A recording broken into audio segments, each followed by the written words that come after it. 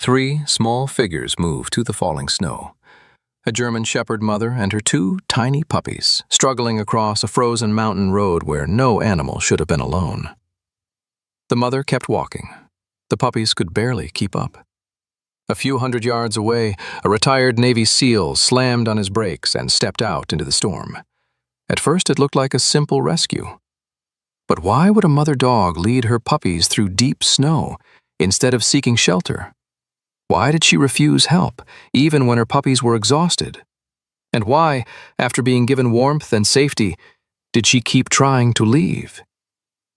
This is a fictional story created for storytelling purposes. Before we begin, tell me, where are you watching from today? Drop your country or state in the comments below. Winter had settled deeply over the western mountains of Wyoming. Snow covered the pine forests in thick white layers, softening the sharp edges of the landscape and muting the world beneath a blanket of silence.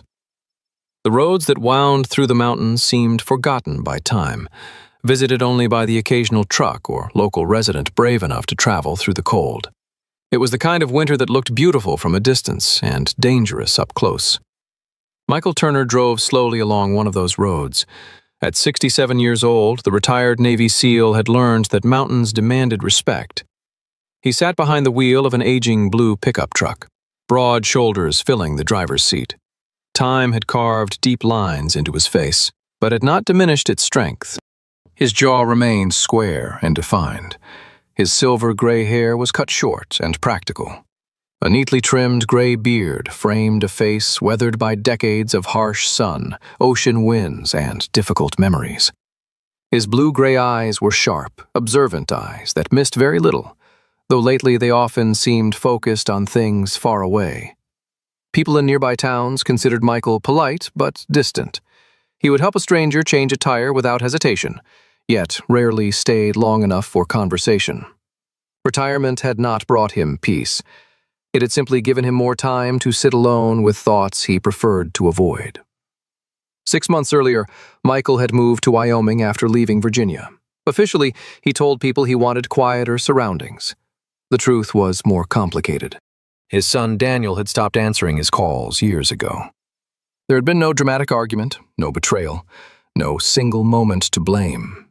Just years of missed birthdays, postponed visits, deployments, obligations, and assumptions. Michael had always believed there would be time later.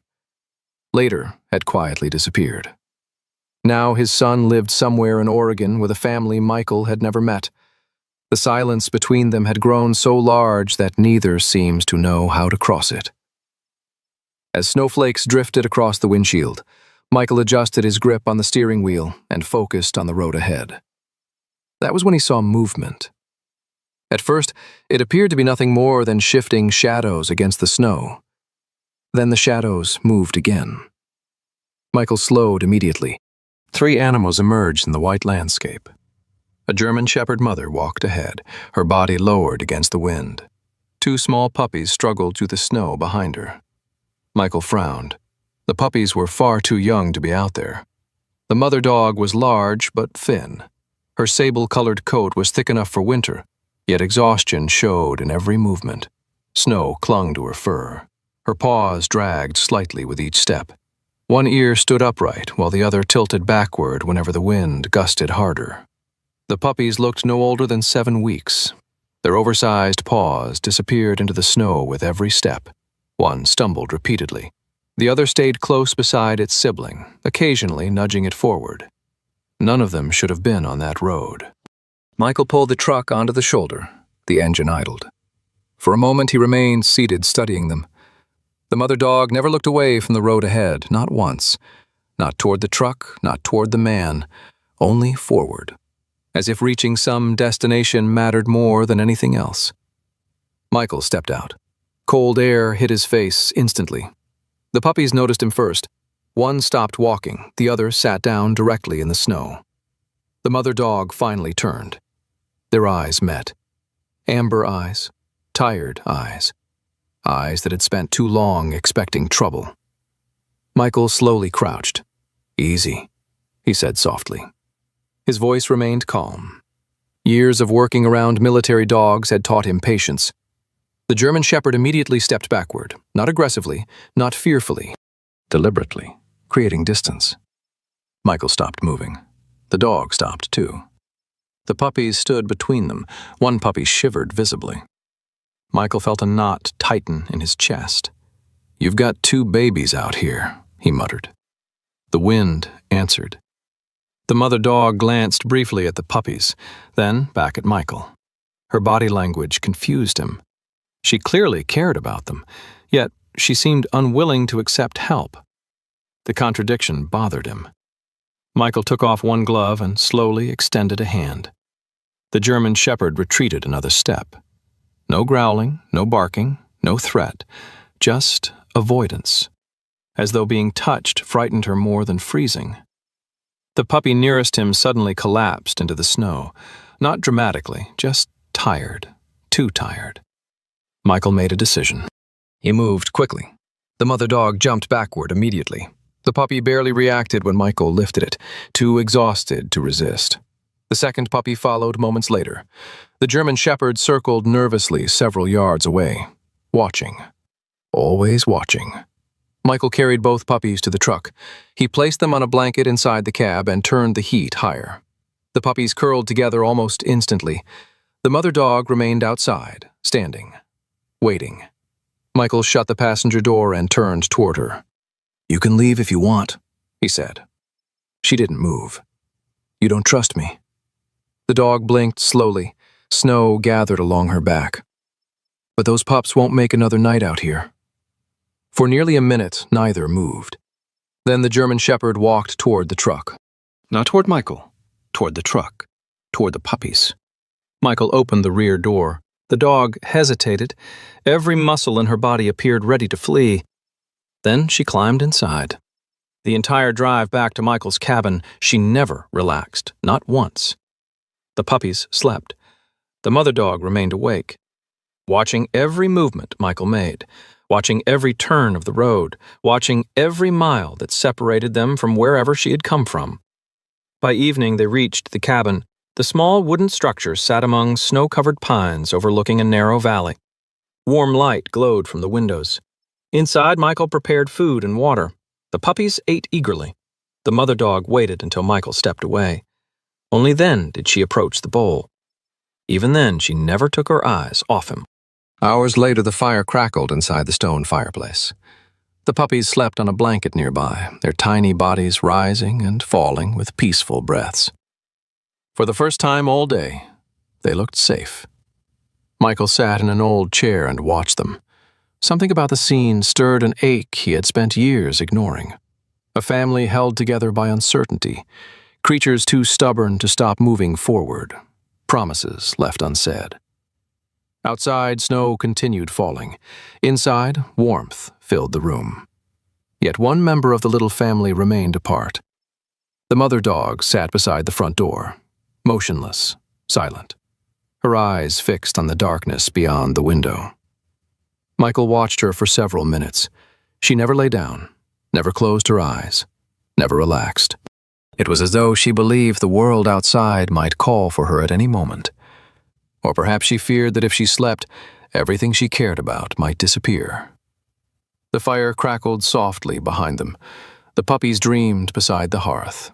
And long after midnight, while the storm covered the mountains in white silence, the mother dog continued staring into the snow, waiting, watching, refusing to sleep. The storm lingered over the Wyoming mountains for 3 more days. Not the violent kind that made headlines, just the steady winter weather that settled over the landscape and seemed determined to stay. Snow drifted against the cabin walls. Pine branches sagged under white weight. The valley beyond Michael Turner's property disappeared behind curtains of gray and white, until the world felt smaller than it really was. Inside the cabin, life began finding a rhythm. The puppies adapted first. Michael wasn't surprised. Young creatures rarely carried old fears. The stronger puppy quickly claimed ownership of everything. It chased loose bootlaces, barked at its own reflection in the glass door, and occasionally launched itself at snowflakes drifting outside the window. The weaker puppy remained quieter, but was improving every day. It followed its sibling everywhere and slept so deeply beside the fireplace that Michael sometimes checked just to make sure it was breathing. The mother dog remains different. Every morning Michael placed food and water near the kitchen. Every morning she waited until he left the room. Every evening he refreshed the bowls. Every evening she watched him walk away before touching them. She never growled, never snapped, never showed aggression. The distance she maintained felt deliberate, calculated, almost disciplined. It reminded Michael of soldiers who had survived difficult deployments, men who could sit beside friends for hours and still remain unreachable. The thought bothered him. On the fourth morning, Michael sat at the kitchen table drinking coffee while pretending not to watch the dogs. The puppies wrestled across an old blanket. The mother lay near the front door, not sleeping. Watching. Always watching. When one puppy wandered too far toward Michael, she immediately lifted her head. The movement was subtle, barely noticeable, yet the puppy instantly returned. The bonds between them fascinated him. The mother trusted neither the house nor the man inside it, but she trusted her own responsibility. Perhaps that was enough. Michael found himself speaking aloud despite knowing she wouldn't understand. "You know they're safe here?" The dog blinked, nothing more. Michael smiled slightly. "Yeah, I wouldn't believe me either." The admission surprised him. Not because it was true, because he had said it aloud. That afternoon he drove into town for supplies. The nearest community was Ashwood, a small mountain town built around a single main road. Most buildings were older than Michael, snow piled against storefronts, pickup trucks filled parking lots, smoke drifted from chimneys. The kind of town where people noticed newcomers even when they pretended not to. Michael stopped at a general store owned by a woman named Ruth Carter. Ruth was 62, broad-shouldered and practical, with short silver hair and weathered skin that spoke of decades spent working outdoors. Her sharp green eyes missed almost nothing. Years earlier she had lost her husband in a logging accident. The grief had not made her bitter. It had simply stripped away any interest in pretending. "You look tired," she said, while ringing up his groceries. "Thanks. Wasn't a compliment." Michael laughed. The sound felt unfamiliar. Ruth nodded toward the bags of dog food. "3 dogs now?" "Temporary. That's what everybody says." Michael carried the supplies outside and stood beside his truck for a moment.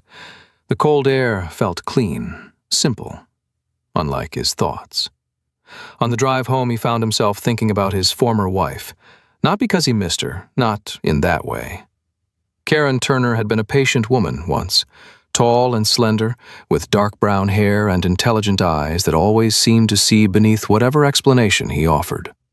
She had spent years trying to build bridges Michael never noticed needed building. The marriage had not ended because of betrayal. It had ended because silence can become its own kind of abandonment. Michael remembered one particular argument from years ago. Karen had stood in their kitchen holding a coffee mug. "You always wait for other people to come to you." He had dismissed the comment then. Now, driving through falling snow, he wondered if she had been right. Daniel had stopped calling. Michael stopped calling as often. Months became years. Neither crossed the distance. The road home curved through pine forest. By the time he reached the cabin, daylight was fading. The puppies greeted him immediately. The stronger one nearly tumbled down the porch steps trying to reach him. The weaker puppy barked excitedly from behind. The mother dog remained in the doorway, watching, not approaching, not retreating, waiting. Always waiting. That night, Michael sat beside the fireplace, reading. The puppies slept against each other. The mother dog occupied her usual position near the front entrance. Hours passed. The fire burned lower. Wind pushed softly against the windows. Michael eventually closed his book. His eyes drifted toward the dog. For the first time, she wasn't watching outside. She was watching him. The moment lasted only seconds. Then she looked away. Yet somehow that brief glance felt important. Not trust, not acceptance. Recognition, perhaps. As if she had finally decided he existed. Nothing more, nothing less. Michael went to bed shortly after. The cabin settled into silence. Outside, snow continued falling. Inside, warmth held the darkness at bay. Sometime after midnight, a sound woke him. Not loud, not alarming, just wrong. Years of military service had trained him to recognize the difference. Michael opened his eyes immediately. The bedroom was dark. For several seconds he listened. Nothing. Then he heard it again, a soft creak, wood moving. A door. He pulled on a sweater and stepped into the hallway. The fireplace still glowed faintly. The puppies remained asleep beside it. One stretched lazily without waking. The room appeared normal, until Michael noticed the back door. Open. Only slightly, but open. Cold air drifted inside. Snowflakes spun across the floorboards. Michael's stomach tightened. He crossed the room quickly. The puppies continued sleeping. Then he looked toward the front door, the spot where the mother dog always sat. Empty. Michael stopped moving. For a long moment, he simply stared. The realization settled heavily inside him. The mother dog was gone. Outside, beyond the doorway, fresh snow covered the mountains, and somewhere in that darkness, she had disappeared without making a sound. Morning arrived beneath a pale, gray sky that seemed carved from ice. The snowstorm had finally weakened during the night, leaving the mountains buried beneath fresh layers of white. The world outside Michael Turner's cabin appeared untouched, silent enough that even small sounds carried farther than they should. Michael stood in the open back doorway, staring at the snow-covered ground. The tracks were easy to find. Fresh paw prints, one dog, heading north. For a brief moment he considered staying. The puppies were still sleeping near the fireplace, warm and safe. Common sense told him the mother dog would probably return. Yet something about the tracks unsettled him. Not because she had left, because she had left alone. Michael pulled on his winter coat, filled a thermos with coffee, and left extra food near the puppies before stepping outside. The trail wound through pines and over shallow ridges. Sometimes the wind partially covered the tracks, forcing him to slow down and search carefully. The farther he walked, the more he realized the mother dog wasn't wandering. She knew exactly where she was going. The realization reminded him of something. People often assumed lost things moved randomly. Most didn't. People returned to old habits, old neighborhoods, old mistakes, old memories. Perhaps dogs did too. Nearly 2 hours later, the forest began thinning. A wide valley opened before him. And there, half hidden beneath snow and years of neglect, stood an old ranch property. Michael stopped. The place was abandoned. Not recently, not dramatically. Simply forgotten. The barn leaned slightly to one side. Fence posts sagged beneath snowdrifts. The farmhouse windows were boarded. No smoke, no vehicles, no signs of life. Yet the mother dog sat quietly outside the front fence, waiting. She wasn't trying to enter, wasn't scratching at the gate, wasn't searching for food. She simply sat there, looking. Michael remained several yards away. The dog noticed him immediately. Their eyes met, amber eyes, blue-gray eyes. Neither moved. Eventually, the mother turned her attention back toward the empty property. Michael followed her gaze. "What are you looking for?" The question lingered unanswered. For nearly 20 minutes, she remained there, motionless. The wind shifted. Snow drifted through the fence rails. Nothing happened. No dramatic discovery, no hidden secret, only silence. Then, without warning, the dog stood up. She looked at the property one final time, turned around, and began walking away. Michael felt a strange sadness he couldn't explain. The place clearly mattered to her, yet she had no intention of staying. He followed at a distance, not leading, not chasing, just observing. Halfway back toward town, he stopped at a small roadside diner called Willow Junction. The mother dog remained outside beneath a pine tree while Michael stepped inside. The diner smelled of coffee, cinnamon, and old wood. Several locals occupied scattered booths. Most looked old enough to remember when the town had been larger. The first person to recognize the dog was a waitress named Helen Brooks. Helen was 70 years old, short and slightly heavy-set. with soft features and silver blonde hair pinned loosely behind her head. Her blue eyes carried the patient kindness of someone who had spent decades listening to other people's troubles. She glanced through the window. "Well, I'll be." Michael looked up. "You know that dog?" "Maybe." Helen set down a coffee mug. "Hard to tell these days. She looks older now." Michael listened carefully. Helen pointed toward the road. "Years ago, there was a family out near Miller Ranch." She nodded toward the abandoned property.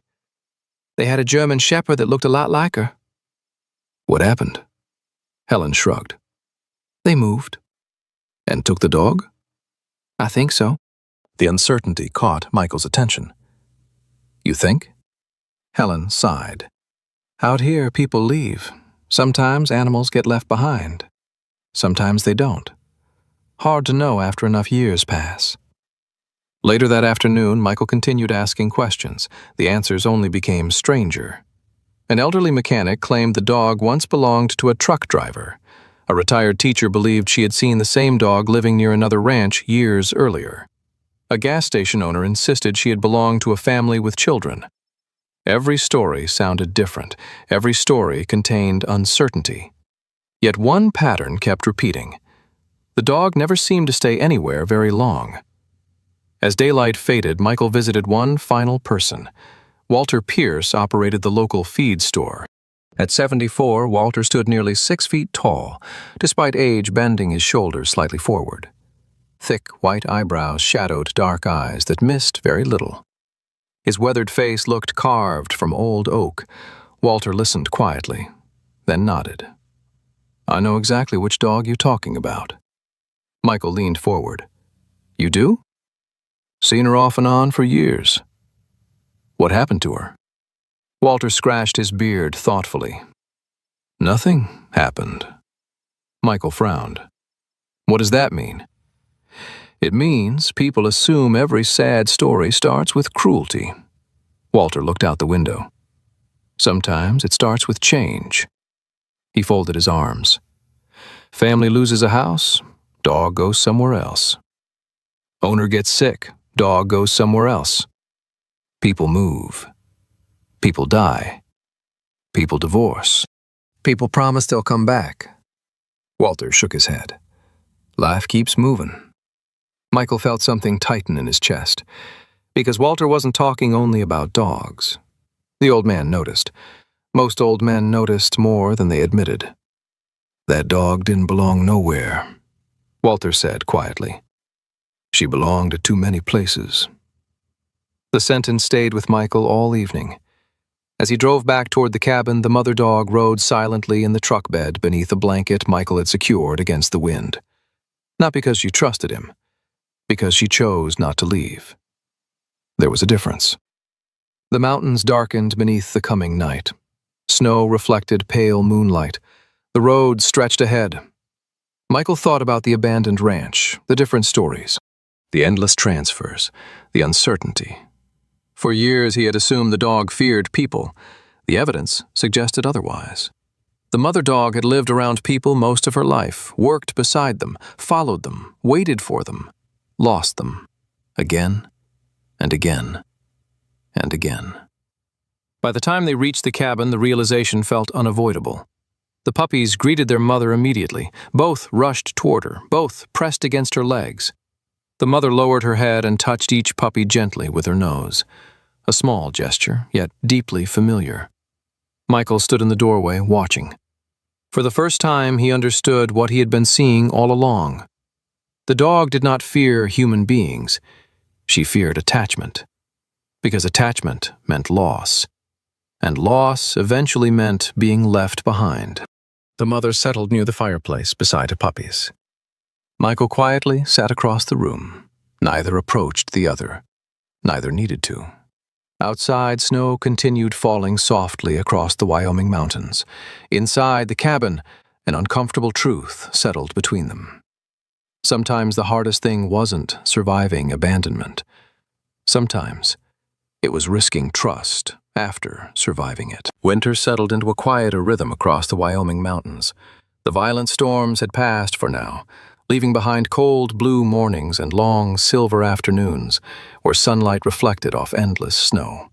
The world looked peaceful from a distance. Michael Turner had lived long enough to know peace and silence were not always the same thing. Inside the cabin, the puppies continued growing stronger. The larger puppy had become fearless in the reckless way only young animals could be. It treated every object as a potential toy, and every room as territory worth exploring. The smaller puppy remained gentler, preferring warmth and companionship to adventure. Yet even it had begun gaining weight, its ribs no longer visible beneath soft German Shepherd fur. Their mother watched them constantly. Not possessively, not anxiously, simply attentively. As if she had spent so many years preparing for loss that she could not fully relax even during safety. Michael noticed something else. The puppies never seemed worried about being abandoned. Why would they?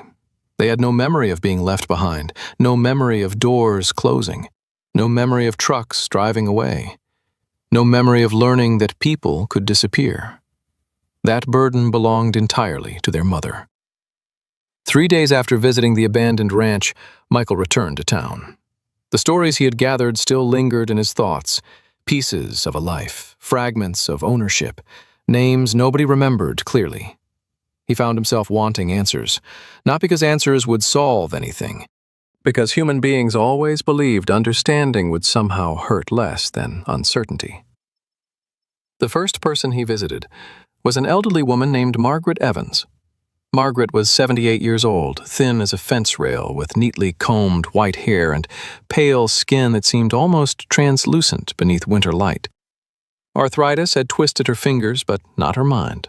Her memory remained sharp enough to embarrass younger people. She lived alone in a modest farmhouse outside Ashwood. When Michael showed her a photograph of the mother dog, something softened in her expression. "I know her." Michael sat forward. "You do?" Margaret nodded slowly. "Not by name." Her gaze drifted toward the window. "Years ago she belonged to the Larson family." "What happened?" The old woman sighed. "The father passed away." Snow moved against the glass. "The children moved away." "The mother couldn't keep the property." Michael waited. Margaret smiled sadly. "The dog sat on the porch every afternoon for nearly 2 months. The image stayed with him. Did they come back?" "No." The answer was simple, final. Later that day, Michael spoke with another local resident. Jacob Reed owned a small equipment repair shop near the highway. At 53, Jacob was broad-chested and powerful, despite a permanent limp caused by a logging accident decades earlier. Thick black hair, streaked with gray, framed a face permanently weathered by sun and hard labor. People trusted him because he never exaggerated. When shown the photo, Jacob nodded immediately. "She spent 1 summer at my brother's ranch." Michael listened. "Good dog." "What happened?" "My brother got divorced," Jacob shrugged. "The property was sold." Michael almost laughed. Not because it was funny, because the pattern had become painfully obvious. Nobody intended to abandon the dog. Life simply kept rearranging itself around her. The dog became part of the furniture people forgot to pack. That evening, Michael drove home beneath a darkening sky. The mountains seemed endless. The kind of landscape that reminded people how small individual lives really were. He found himself thinking about Daniel. Not the child, the man, the stranger. Years ago, Michael had always assumed they would eventually reconnect. There would be a phone call, a visit, a holiday gathering, something. Life would naturally correct itself. Now he wasn't sure. Relationships didn't heal automatically. Time wasn't a mechanic. It didn't repair what people neglected. As if summoned by the thought itself, his phone vibrated. Michael glanced at the screen while stopped at a red light in town. A message from Daniel. For several seconds, he simply stared. The contact name felt almost unreal. His thumb hesitated before opening it. The message contained only 6 words. "Hope Wyoming isn't freezing you alive." That was all. No greeting, no affection, no invitation, no anger. Yet somehow it felt larger than any conversation they had shared in years. Michael read it twice, then a third time. A smile almost appeared. Not because the message fixed anything, because it existed. The road between two people remained broken, but perhaps it wasn't gone. He typed several responses, deleted all of them. Finally, he wrote, "Still alive. Hope you're doing well." Nothing more, nothing less. When he reached the cabin, dusk had already settled over the valley. Warm light glowed from the windows. The puppies met him immediately. The larger one nearly collided with his boots. The smaller one followed close behind. Their mother remained near the fireplace, watching, as always. Yet something had changed. Not dramatically, not enough for anyone else to notice. Michael noticed. People who spent years reading human behavior learned to recognize small differences. The mother dog no longer positioned herself directly beside an exit. She still preferred open space, still avoided physical contact, still monitored every movement. But the constant readiness had softened slightly. The edge remained. The panic didn't. Michael prepared dinner. The puppies ate enthusiastically. Their mother waited until they finished before approaching her own bowl. Afterward, the puppies fell asleep near the fireplace. The larger puppy sprawled awkwardly across the blanket. The smaller one rested against its sibling's side. Michael settled into a chair nearby. Outside, darkness covered the mountains. Inside, only the fire moved. For a long time, nobody made a sound. Then something unexpected happened. The mother dog stood. Michael remained still. She walked across the room, not toward the door, not toward the puppies, toward the fireplace, toward him. Every instinct told him not to move, so he didn't. The dog stopped several feet away, close enough for him to see individual strands of fur around her amber eyes, close enough to notice the silver beginning to appear around her muzzle. Not young, not old. A survivor's age. She lowered herself slowly onto the floor, not beside him, not touching him, but only a few feet away. The distance mattered. Michael understood that immediately. Trust wasn't arriving. It was approaching carefully, testing the ground. The fire crackled softly. The dog rested her head on her paws. For the first time since entering his life, she chose proximity over distance. Michael looked into the flames, and for reasons he couldn't fully explain, he thought about every person the dog had lost, then every person he had lost. The room remained silent, yet something important had been said anyway. The second storm arrived without warning. One afternoon, the sky above the Wyoming mountains turned the color of old steel. By evening, the wind had begun its long, mournful song through the pines. By nightfall, snow was falling so heavily that the cabin seemed cut off from the rest of the world. Michael Turner stood at the living room window watching white chaos swallow the valley. The weather report had predicted snowfall. It had not predicted this. The mountains disappeared first, then the trees. Then even the fence posts outside vanished beneath the storm. Inside the cabin, the fire burned steadily. The puppies slept near the hearth. Their mother lay in her usual place a few feet away, watching them. For several weeks, life had remained stable. The puppies were growing. The mother had slowly begun accepting the cabin as a temporary refuge. Nothing felt dramatic, nothing felt fragile. Perhaps that was why Michael failed to notice the first signs. The smaller puppy barely touched its dinner. At first he assumed it was tired.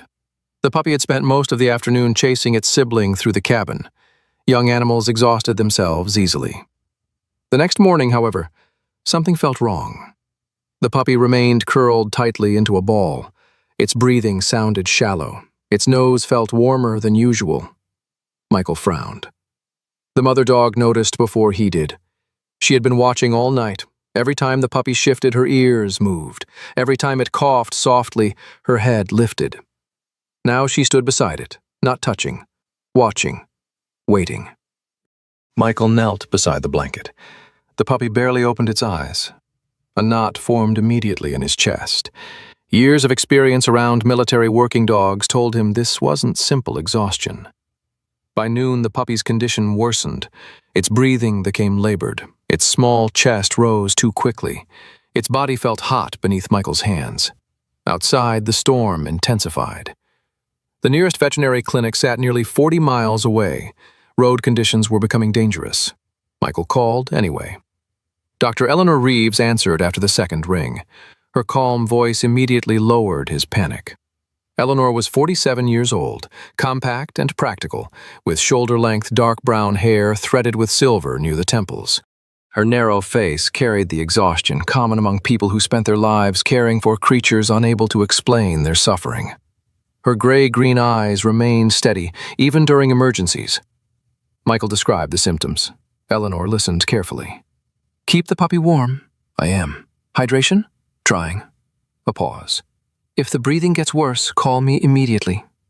"You think it's serious?" Another pause. The kind professionals use when they don't want to lie. "It could become serious." The storm continued. By evening, the puppy could barely stand. Its sibling no longer tried initiating play. Animals understood illness better than people sometimes. The stronger puppy simply curled nearby, waiting. Michael moved the sick puppy into the spare bedroom, where the temperature remained easier to control. He carried blankets inside, set up a portable heater, prepared warm water. The mother followed, but stopped at the doorway. Michael noticed immediately. The room contained her puppy, yet she would not enter. She lay down directly outside the door, watching, always watching. Hours passed. The puppy's fever remained high. Michael slept little. Every time he closed his eyes, another cough woke him. The cabin became strangely quiet. Even the storm seemed distant compared to the sound of that fragile breathing. Near midnight, Michael walked into the kitchen and stared at his phone. Daniel's number remained saved. It had remained saved for years, despite everything, despite silence, despite distance, despite pride. The screen glowed in the darkness. Michael thought about the mother dog lying outside the bedroom. She couldn't cure her puppy, couldn't lower the fever, couldn't stop the illness, yet she refused to leave. People like to believe love was measured through solutions. Maybe it was measured through presence. Before he could change his mind, Michael pressed call. The ringing sounded impossibly loud. Once, twice, 3 times. Then a voice answered. "Hello?" Michael closed his eyes briefly. Daniel sounded older. Of course he sounded older. Years had passed. Still, hearing it felt strange. "Hey." Silence. Not hostile, just uncertain. "Hey, Dad." More silence followed, the kind shared by people trying to remember how conversations worked. Snow struck the cabin windows. The heater hummed. Neither knew where to begin. Finally, Daniel spoke. "Everything okay?" Michael almost laughed. No small talk, straight to concern. Something survives distance. "Yeah." A pause. "Actually, not really." Daniel waited. Michael looked toward the bedroom. "My dog is sick." Not my puppy, not the rescued puppy. My dog. The realization surprised him. Daniel's voice softened. "Bad? I don't know." The answer sounded more honest than Michael intended. Several seconds passed. Then Daniel said quietly, "That's the worst part." Michael leaned against the counter. For the next few minutes they talked, not deeply, not dramatically. Weather, work, the storm, the sick puppy. Nothing life-changing. Yet neither rushed to end the conversation. The distance between them remained. But nobody stepped away from it. Eventually, Daniel cleared his throat. "Let me know how the puppy does." "I will." "Okay." Another silence, then, "Good night, Dad." Michael stared at the phone after the call ended. "Good night, Dad." 2 simple words, yet somehow they felt larger than entire years. Back in the bedroom, the puppy's breathing had become weaker. Michael sat beside the blanket. Hours blended together, night stretched endlessly. The mother remained outside the doorway, never entering, never leaving. The stronger puppy slept beside her, occasionally lifting its head whenever its sibling coughed. Morning came slowly. The storm still raged. The fever remained. Then another day passed, and another. Michael lost track of sleep entirely. Coffee replaced rest. Worry replaced routine. The mother dog never abandoned her position. Not once. She refused food unless Michael brought it to the doorway. She drank water there, slept there, waited there. The threshold became her entire world, as though crossing into the room required a courage she did not possess. On the third night, the fever finally began breaking, gradually, almost invisibly. The puppy's breathing slowed, its body cooled, its eyes opened longer. When it managed to stand without collapsing, Michael felt exhaustion wash over him so heavily he nearly laughed. The danger wasn't fully gone, but the worst had passed. The mother dog sensed it immediately. Animals often did. She rose slowly from her place beside the doorway. For several seconds she stood there, watching. Michael remained still. The puppy lifted its head. The room stayed silent, except for the distant wind. Then something happened that Michael would remember for years. The mother dog stepped forward. One step, then another, crossing the doorway, crossing whatever invisible boundary had held her back. For the first time since arriving at the cabin, she entered the room. The puppy immediately pressed weakly against her. The mother lowered her head and touched its face gently with her nose. No drama, no grand gesture, just a mother confirming her child remained alive. Michael sat quietly in his chair. Outside, the second storm continued across the mountains. Inside, something else had finally changed. Not trust, not yet. But for the first time, fear had lost a small battle. The storm finally moved east. Not suddenly, not dramatically. It simply loosened its grip on the mountains, one day at a time. The roads reappeared first, then the fence posts, then patches of dark pine trunks emerged from the endless white landscape like survivors returning from a long disappearance. For the first time in weeks, sunlight touched the valley outside Michael Turner's cabin. Inside, life slowly settled into something that almost resembled normal. The smaller puppy recovered faster than Michael expected. Its appetite returned, its curiosity returned. Most importantly, its energy returned.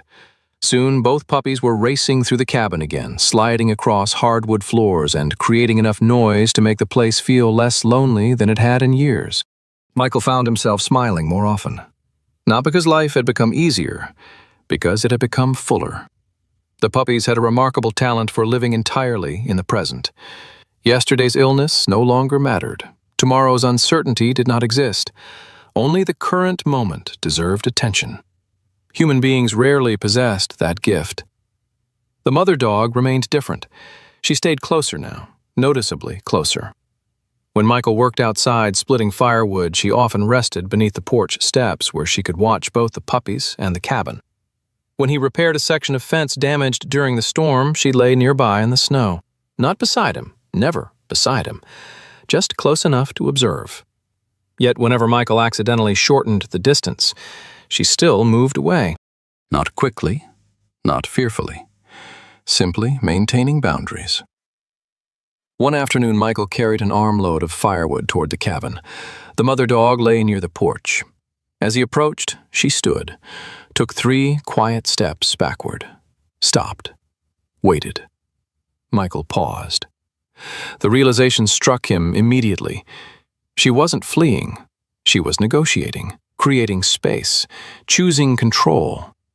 The difference mattered. For years, Michael had misunderstood similar behavior in people, especially those closest to him. He remembered trying to teach Daniel how to drive when his son was 16. Daniel had wanted independence. Michael had interpreted it as rejection. Karen had wanted conversations. Michael had interpreted them as criticism. Looking back now, he wondered how many relationships had suffered because he assumed distance always meant withdrawal. Perhaps sometimes distance was simply part of trust. That evening his phone buzzed again, a message from Daniel. This time there was a photograph attached. A little girl standing beside a snowman, 7 years old perhaps. Dark hair, bright eyes, missing front tooth. The resemblance to Daniel was immediate. Michael stared at the image. his granddaughter, the child he had never met. The caption contained only 4 words. "Emma built this yesterday." Michael sat quietly for several minutes. No explanation accompanied the photo, no emotional speech, no invitation. Yet the message felt important. A door opening 1 inch, not enough to walk through. "Enough to see light," he typed carefully. "She looks proud of it." Several minutes passed, then Daniel replied, "She was." That was the entire conversation. Yet Michael felt strangely exhausted afterward. Human beings liked dramatic moments. Real healing rarely looked dramatic. Most healing happened exactly like this. Tiny steps, uncomfortable silences, progress almost too small to notice. Outside, the puppies continued growing stronger. Inside, the mother dog continued confusing him. A week after the storm, Michael noticed another change. The puppies had become completely attached to him. They followed him everywhere: kitchen, workshop, porch, truck. If Michael stood up, they stood up. If he walked outside, they followed. If he sat down, both immediately collapsed nearby. The larger puppy often slept directly beside his boots. The smaller one preferred curling against the leg of his chair. Their loyalty arrived effortlessly, without caution, without suspicion. The mother dog seemed unable to understand it. More than once, Michael caught her watching them, not with jealousy, not with anger, with confusion, as though trying to solve a puzzle. One afternoon, the puppies chased each other across the yard while Michael stacked firewood. The larger puppy suddenly abandoned the game and ran toward him. The smaller one followed immediately. Both collapsed beside his feet, tails wagging, completely content. The mother dog sat 20 yards away, watching. Her amber eyes moved between Michael and her puppies. For a long moment she remained perfectly still. Then she lowered her head slightly. Not in submission, not in defeat, in thought. Michael understood the feeling. Part of her wanted to protect them from disappointment. Another part was beginning to wonder if disappointment was inevitable. Human beings experienced the same conflict. After enough heartbreak, safety became easier than hope. The trouble was that safety often looked remarkably similar to loneliness. Several days later, Michael visited Eleanor Reeves at the veterinary clinic for a follow-up examination. The puppies were thriving. Eleanor smiled while checking them. "Healthy." "That's good." She glanced toward the mother dog waiting outside, still unwilling to enter unfamiliar buildings. "She's changing." Michael followed her gaze. "Slowly." Eleanor nodded. "Slow is usually real." The word stayed with him during the drive home. Slow is usually real. Perhaps that applied to people, too. The mountains entered early spring's strange transition period. The snow remained deep, but sunlight lingered longer each evening. Tiny streams appeared beneath ice. Birds returned. The world seemed caught between seasons, neither winter nor spring, something in between. That night, Michael sat alone on the porch after sunset. The puppies slept inside. The mother dog rested nearby, not close, not far, somewhere between. The distance felt familiar now, comfortable even. For the first time, Michael stopped wondering when she would trust him completely. Maybe trust wasn't a finish line. Maybe it was simply a direction. Hours later, he went inside. The cabin settled into silence. Wind moved softly through the trees. The fire burned low. Michael eventually fell asleep. When morning arrived, sunlight filtered through the bedroom window. For several seconds he remained still, enjoying the unusual quiet. Then he noticed something. No scratching at the door, no movement outside, no sound from the porch. Michael dressed quickly and stepped into the living room.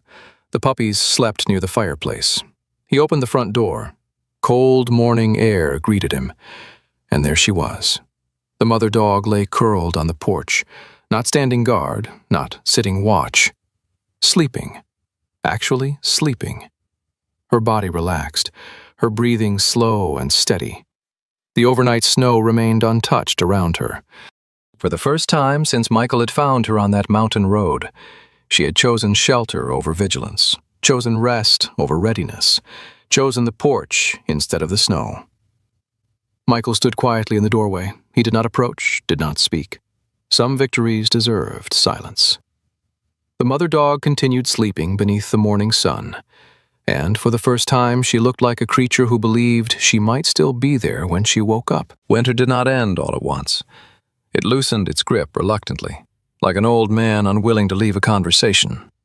The snow around Michael Turner's cabin remained deep in shaded places, but patches of earth had begun appearing beneath the pines. Water dripped steadily from roof edges during the afternoons. The mountains still looked white from a distance, yet something softer had entered the air. For the first time in months, the mother dog spent entire afternoons lying in the sun. The puppies had nearly doubled in size. Their oversized paws hinted at the large German shepherds they would someday become. They followed Michael everywhere. The larger puppy had developed a fearless personality. It charged into every situation first and worried afterward. The smaller puppy remained more thoughtful, often stopping to observe before acting. The mother watched both constantly, not because she feared danger anymore, because motherhood had become habit. Some responsibilities stayed long after necessity disappeared. One Saturday morning, Michael drove into town for supplies. The puppies came along. The mother dog climbed into the truck voluntarily. That alone would have seemed impossible a few months earlier. At Bell's General Store, several townspeople greeted the dogs by name. Not official names, nicknames. The kind communities invent when they become invested in someone's story. The puppies loved the attention. The mother tolerated it. Inside the store, Michael ran into Eleanor Reeves. The veterinarian carried a box of medical supplies beneath one arm. "You're becoming predictable," she said. Michael smiled. "I'll try to be more mysterious." "You won't?" "Probably not." Eleanor glanced toward the parking lot window. The mother dog sat inside the truck watching everything, still alert, still cautious, but no longer searching for escape routes every few seconds. "She's different now." Michael followed her gaze. "Yeah." "Not healed?" "No. Just different." The distinction mattered. Healing suggested a finish line. Life rarely worked that way. Outside, another customer approached the truck. A woman in her early 40s, tall and slender with dark blonde hair tucked beneath a knitted hat. 2 children followed behind her. A boy around 10, a girl perhaps 8. The children immediately stopped beside the truck window. The puppies rushed forward, tails wagging wildly. Within seconds, all 4 appeared fascinated by each other. Michael watched from inside the store. Something about the scene felt unexpectedly warm. The woman eventually introduced herself. Her name was Laura Bennett. She lived on a small ranch outside town with her husband and children. Over the following weeks, Michael saw them several times. The children always visited the dogs. The dogs always remembered them. Friendships formed easily between creatures who hadn't yet learned to complicate affection. One afternoon, Laura asked a question Michael hadn't expected. "Have you thought about permanent homes for them?" Michael looked toward the yard where the puppies chased each other. The question lingered, because he had thought about it. Many times. The puppies deserved stability. The mother deserved security. Sooner or later, someone would ask. Laura and her husband seemed like good people, the kind who repaired fences before neighbors asked, the kind who remembered birthdays, the kind who stayed. Michael knew enough about people to recognize that. A week later, Laura returned with her husband, Ben. Ben Bennett was 45 years old, broad-shouldered and weathered from ranch work. His thick brown beard carried strands of gray near the chin, and years of outdoor labor had etched permanent lines around his eyes. He spoke little, listened carefully, and moved with the steady patience of someone accustomed to animals, weather, and disappointment. The children came too, Emma and Caleb, both carrying dog treats, both excited. The family spent nearly 2 hours at the cabin. Nothing felt forced. The puppies adored them. Even the mother remained surprisingly calm. That night, Michael sat alone on the porch. The possibility felt real now. A better future, a stable home, children, space to run, a family. Exactly what he had hoped for when he first rescued them. So why did the thought leave an ache in his chest? Perhaps because letting go and losing looked similar from a distance. Daniel texted 3 days later, a longer message than usual. Michael read it twice, then a third time. Emma's birthday next month. We're having a small gathering. If you'd like to come, you're invited. Michael stared at the screen. The invitation wasn't emotional, wasn't dramatic, yet his hands shook slightly. For years, he had imagined this moment. Countless versions, arguments, apologies, explanations. Instead, it arrived quietly, a simple invitation, like someone opening a gate and stepping aside. The timing felt strange. Both the dogs and his son seemed to be asking the same question. What happens next? The Bennett family arrived the following Saturday. The sky was clear, snow sparkled beneath bright sunlight. The truck pulled into the driveway. The children jumped out first, laughing, running toward the puppies. Everything seemed perfect. Michael already knew what he would say. If the dogs chose to go, he wouldn't stop them. That was the promise he had made himself. Love wasn't ownership. The puppies greeted the family enthusiastically, exactly as expected. The mother watched from near the porch, as expected. Laura knelt nearby, speaking softly. Not pushing, not reaching, giving space. Everything seemed to unfold naturally until it was time. Then opened the rear truck door, prepared blankets, prepared water, prepared a place for all 3 dogs. The puppies climbed inside almost immediately, excited by the adventure, excited by movement, excited by everything. The mother remained standing in the yard, watching. Nobody rushed her. Minutes passed. She didn't move. The children waited patiently. Laura waited. Ben waited. Michael waited. The mountains stood silent around them. The mother looked at the truck, then at her puppies, then toward the road, then toward the cabin, back and forth, again and again. The hesitation seemed to stretch endlessly. Michael understood something then. This wasn't fear. It wasn't confusion. It was choice. Perhaps for the first time in years, all her life people had chosen for her. Different owners, different homes, different decisions, different departures. Now nobody was forcing anything. The silence deepened. The mother walked forward, stopped, looked into the truck. One puppy barked happily, the other wagged its tail. The family remained still. She turned away, walked back toward the porch, stopped again, looked behind her, then slowly sat down in the snow. Decision made. Nobody spoke immediately. The moment felt too important. Finally, Laura smiled sadly. I think she answered. Michael nodded. Yeah. Ben closed the truck door again. No frustration, no disappointment, just acceptance. The children climbed back inside. The family said their goodbyes. The puppies remained. The mother remained. The truck eventually disappeared down the mountain road. Silence returned. Michael stood on the porch. The mother sat in the yard. Neither moved, neither approached, neither retreated. The distance between them remained. Yet it felt different now, smaller somehow. The mother had stayed. Not because she was trapped, not because she was afraid, not because someone held her. For the first time in her life, she had been allowed to choose, and she had chosen to remain. The afternoon sunlight settled across the snow. Michael looked toward the empty road where the Bennett family had disappeared, then toward the mother dog. She met his eyes briefly, not long, just long enough. Then she looked away and settled comfortably beside the porch. No one forced her, no one kept her. She simply stayed. Spring arrived quietly in the Wyoming mountains. No announcement, no dramatic transformation. One morning the snow simply seemed less certain of itself. The white drifts that had ruled the landscape for months retreated into the shadows beneath pine trees and north-facing hillsides. Streams reappeared beside roads. Birds returned. The air still carried winter's memory, but no longer its authority. Michael Turner stood on the cabin porch with a cup of coffee and watched the valley wake from a long sleep. The mountains looked different now, softer, less hostile. Perhaps he did too. The 2 puppies were no longer really puppies, not entirely. Their legs had grown longer, their shoulders broader, The larger one remained fearless, charging through puddles, chasing birds it could never catch, and investigating every unfamiliar sound.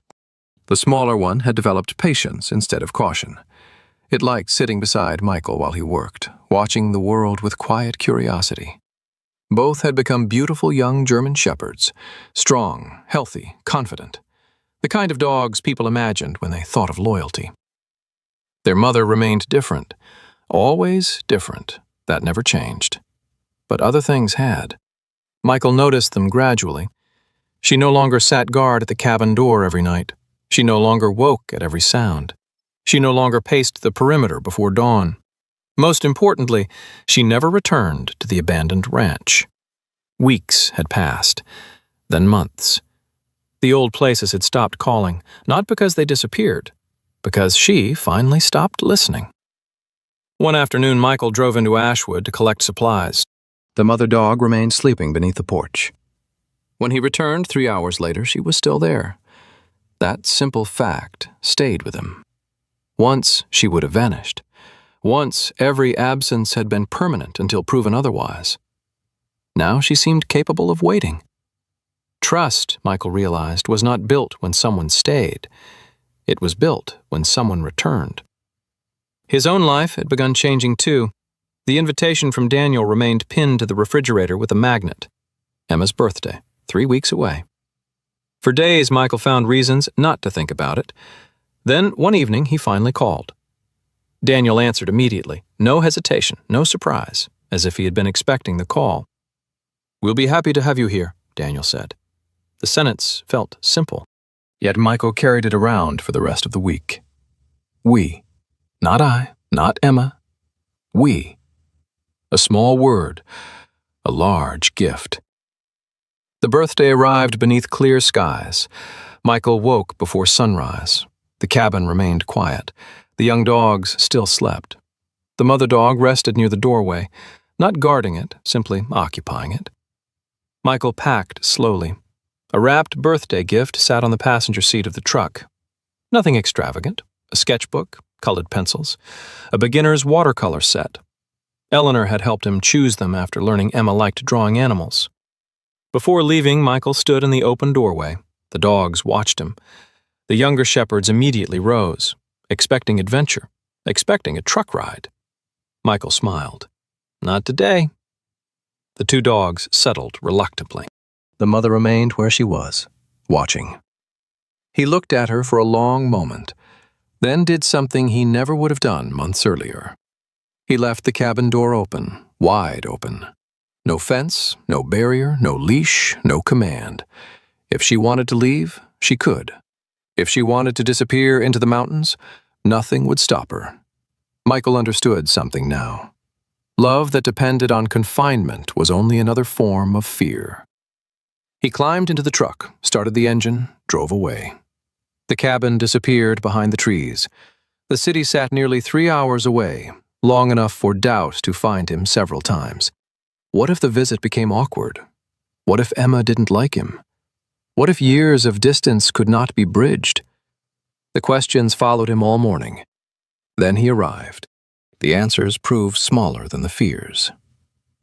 Emma greeted him at the door, a little older than the photograph, dark-haired, bright-eyed, missing less confidence than teeth now. She studied him for several seconds, then asked the most important question imaginable. "Are you really the guy with the dogs?" Michael laughed. The tension vanished instantly.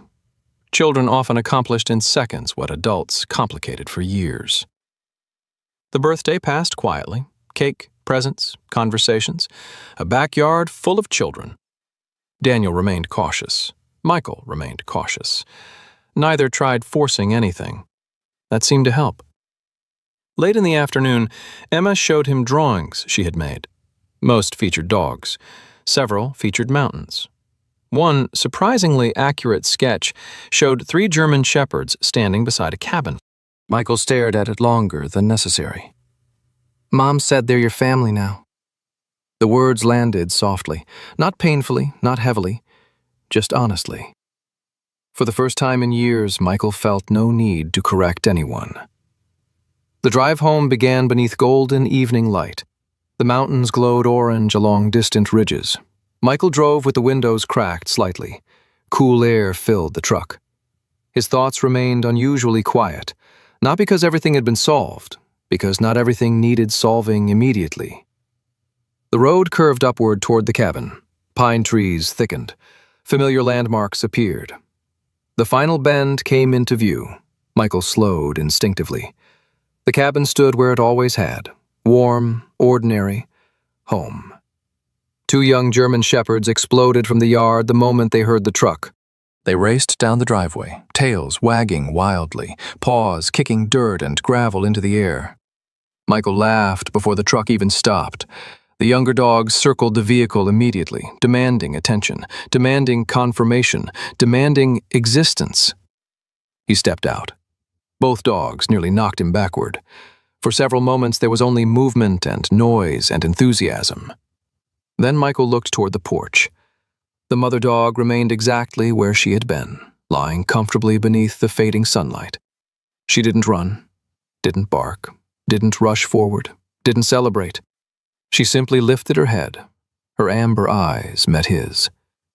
A long moment passed between them.